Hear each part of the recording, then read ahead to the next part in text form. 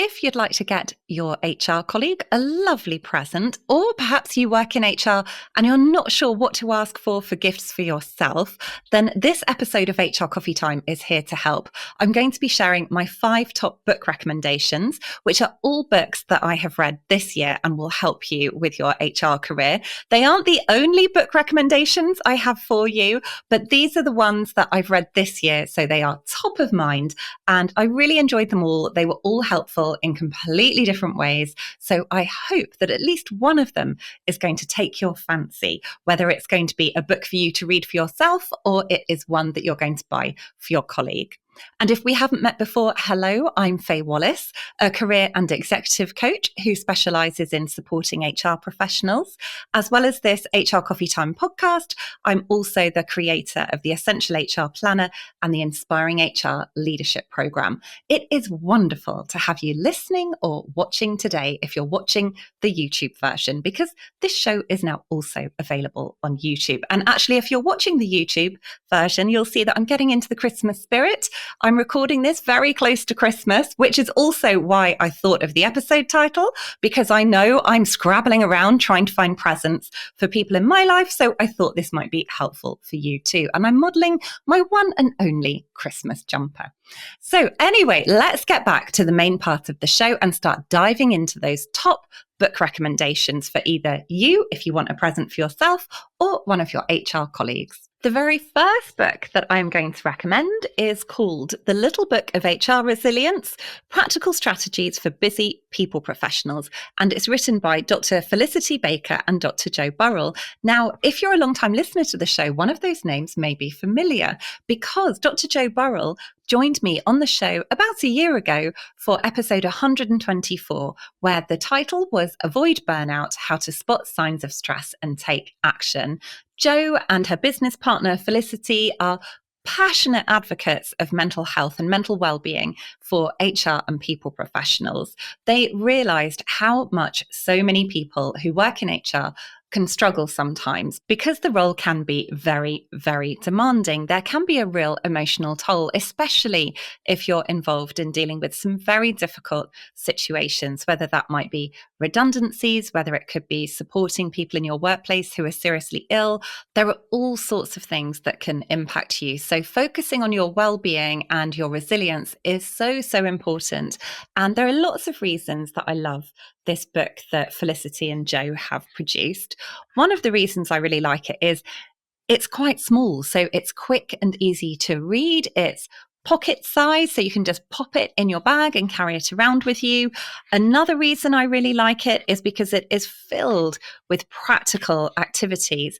And actually, Jo very kindly was a speaker at my HR planning day last year. So I've seen her use one of these activities in action. She shared it with everyone in the room, and it was incredible how you could see everybody have this burst of positivity, and it was a really uplifting activity to do. So as you work your way through this book, there are lots of prompts to fill out and lots of activities to try, plus some little snippets of information on how to protect your well-being. And look, I've just flicked to one page and it says, bring back your sparkle. I definitely like the sound of that. So whether you're finding work tough at the moment or not, I'd highly recommend this book either for yourself or as a gift for one of your colleagues, because this will help you to put practical things in place to protect your mental health and well-being and build that resilience. Or if you are struggling, hopefully it will give you a boost. And just as that page in the book said, bring your sparkle back.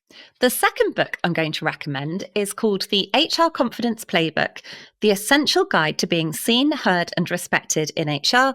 And this one is written by Kirsty Baggs-Morgan.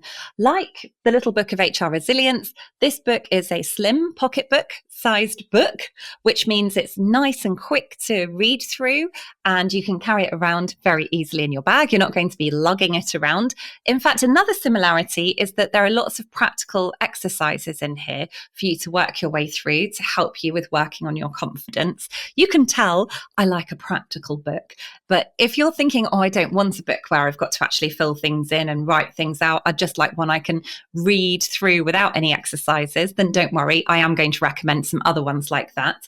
But I think the power in the books that you do work through and fill in the prompts is it means that you're much more likely to get results from them and remember what it is that you're reading.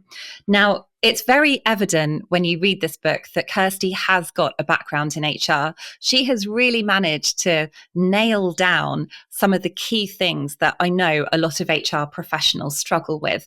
And to give you an idea of this, in the book, she has got a confidence scale. So it's an exercise where you can just jot down where you feel you fall confidence-wise when it comes to these different things.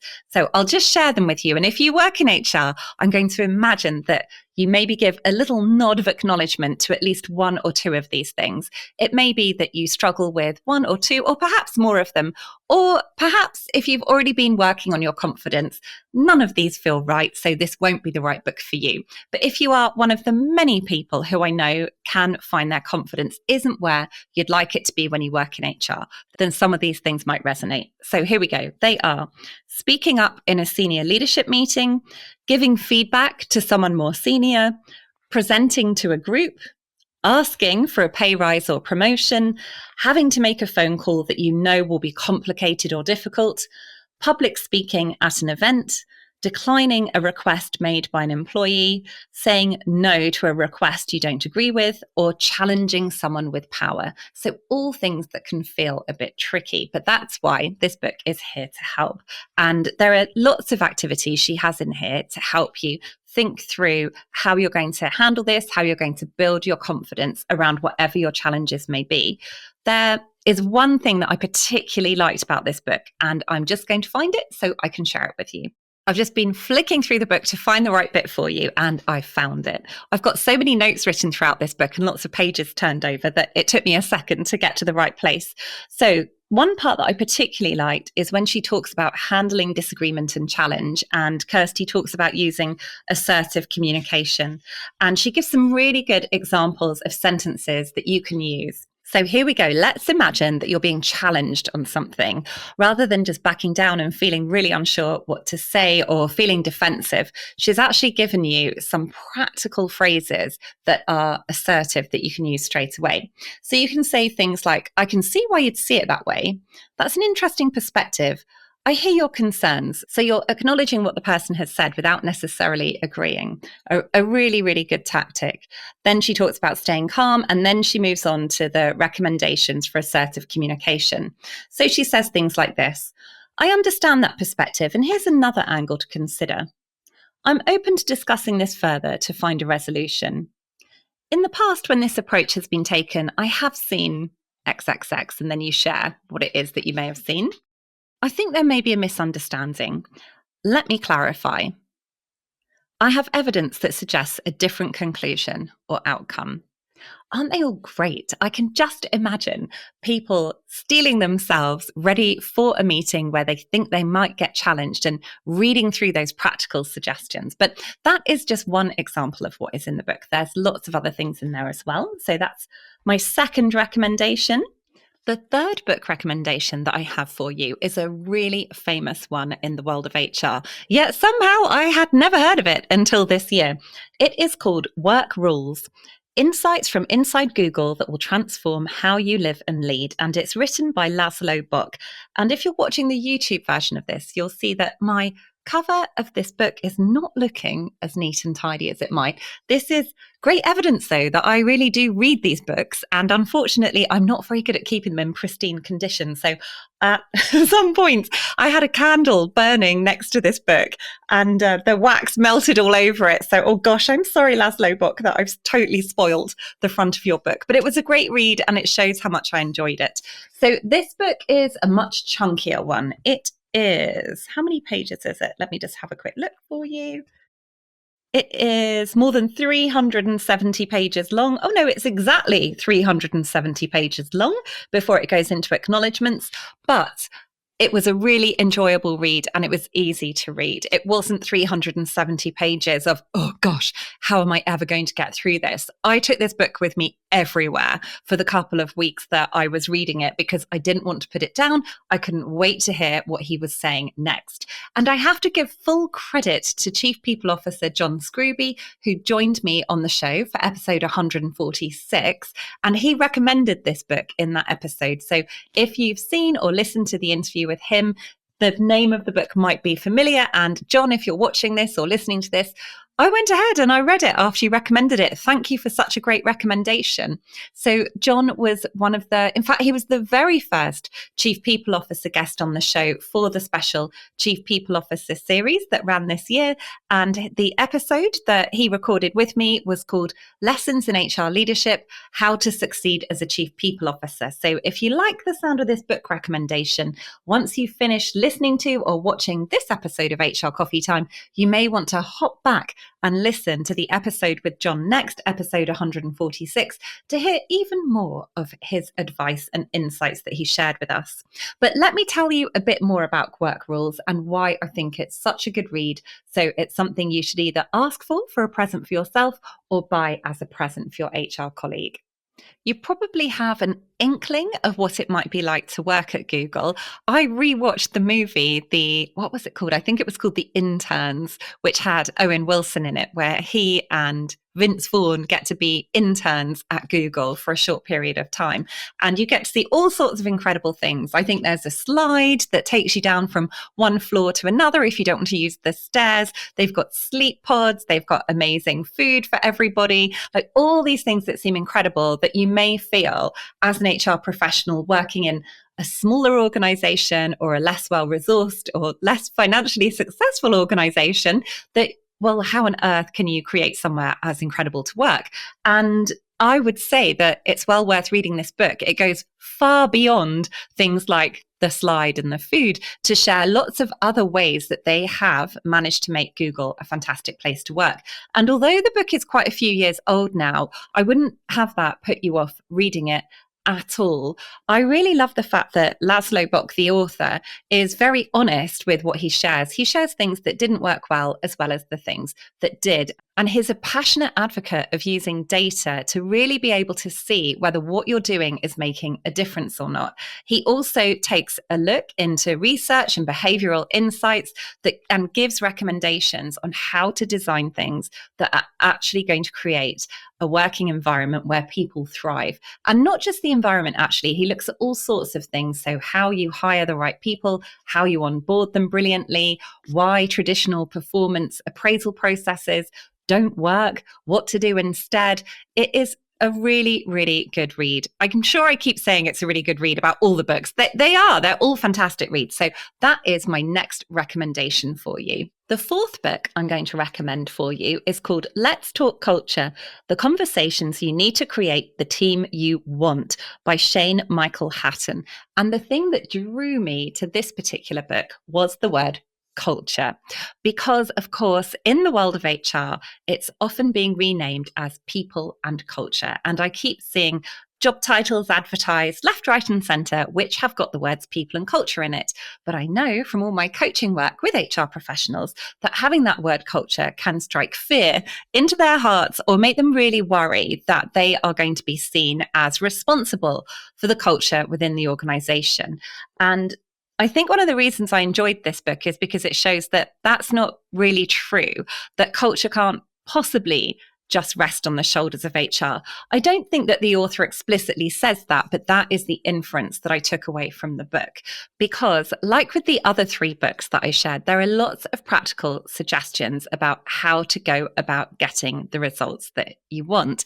And the practical suggestions that Shane shares very much sit with managers and leaders. So if you're thinking, oh my goodness, I have culture in my job title and I don't really know where to start with this, or you may be thinking the culture at work isn't great and we need to do some work on it, then this book is a great guide in showing you how you can encourage and train and support leaders and managers within the organization to behave in a way that facilitates a fantastic culture, a culture where people thrive at work and really want to work. Some of the practical advice in this book that I really liked particularly rested around values, expectations, and behaviors, because I know there's a lot of criticism of values when people say, oh, they're just words on the wall, they don't really mean anything, or the company says it has values, but no one's really living the values, or no one really knows what they are. Well, in this book, Shane Michael Hatton talks about how to avoid that happening. So how to make sure actually values aren't just words on a wall or words that you see written down somewhere but not actually lived. He talks about how to really bring them to life. And a lot of this rests with having good conversations with your teams. So making sure that leaders and managers are having culture conversations with their teams and deciding collectively as a team how they're going to operate, what they want to commit to, what the expectations are. And I think that some of the reasons I like this is because I have struggled in the past in organizations I've in to be able to see how are these values really coming to life? How are we making sure everyone really knows what they are? So I like the clarity that the author gives us, but I also like the emphasis that he places on having conversations with teams so that culture is something everyone is involved in and everyone contributes to, rather than it being something that is either completely ignored or is decided upon by other people, which of course just isn't going to work. I think the conversations that he suggests having with teams where they collectively discuss and agree on these things really remind me or complement well the idea of personal user manuals, something that I sometimes think I might be a little bit obsessed with, and I have talked about a lot. So if you have listened to other podcast episodes that I've recorded for HR Coffee Time, or when I've been a guest on other people's shows, you may have heard me talk about this before. If you're thinking, what on earth are personal user manuals, Faye? I've not come across the term before. The idea is simply that unlike machines, we do not come with a set of instructions, but as human beings, we're all really complex. And the idea of writing a personal user manual is that you write a guide as to how people can best work with you. So what the author is talking about here goes one step beyond that. It's the conversation that goes beyond the personal user manual. So I just think it all sounds fantastic. And if you would like to learn more about personal user manuals and see how they might tie in with the concept in this book, I first came across them in a different book, which is called Emotions at Work by Liz Foslian and Molly West Duffy. Just had to think about both their names for a minute there. And the episode number where I've talked about personal user manuals before is episode 35. So gosh, it's a few years old now, but hopefully still good to listen to. And it's called Helping Teams Thrive with Personal User Manuals.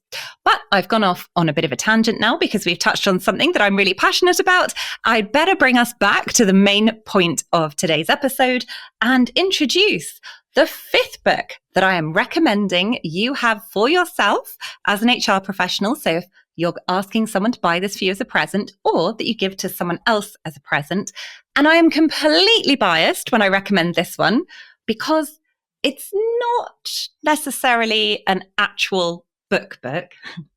It is the Essential HR Planner, which is created by me, which is why I'm so biased because I'm the person who created it. So you may already have a copy of this. You may have heard about it before, or this could be the very first time you're seeing it. I create it every single year. The one that I have created this year just has 2026 on it because it's ready for 2026. If you're listening to this episode way in the future or watching the video years in the future, then hopefully there'll still be an edition available for the year that you are operating in or about to go into. And the Essential HR Planner I have designed to help you set yourself up for a fantastic year at work. There are lots of exercises in it. So again, it's very practical. I did tell you I love practical books.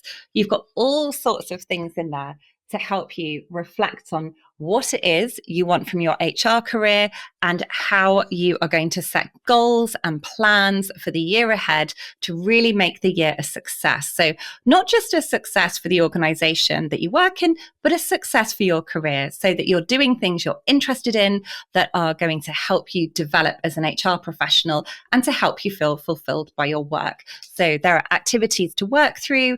There's a one-page professional development plan you get to complete. And there are also monthly calendar pages, which are filled with awareness, inclusion, and well-being dates that you can use to tie in with or launch some of your HR initiatives, or just celebrate those dates within the organization to help everyone feel connected or shine a light on things that are important to you or the organization you work in. There are also weekly planning pages to help you stay on top and organized of your tasks each week. There are end of month review sections where you can look back over the month that has happened and see, are you on track with your goals? Have you got to adjust any of them?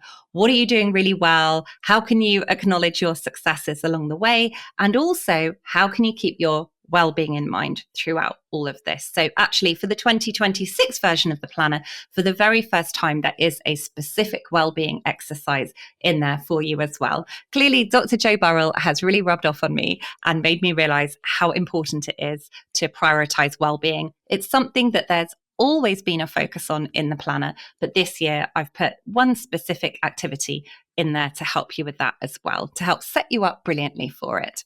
So I hope you don't mind me giving a plug for my own book at the very end. I hope that if you treat yourself to a copy, or if you have a copy bought for you, or you buy one for a colleague, that they absolutely love using it.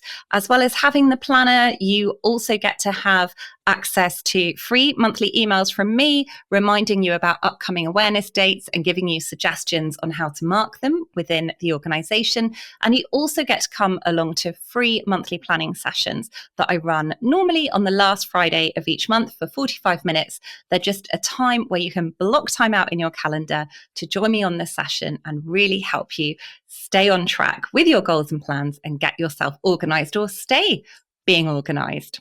That brings us to the end of the episode. As a reminder of the 5 books that I recommended, they were The Little Book of HR Resilience, The HR Confidence Playbook, Work Rules, Let's Talk Culture, and The Essential HR Planner.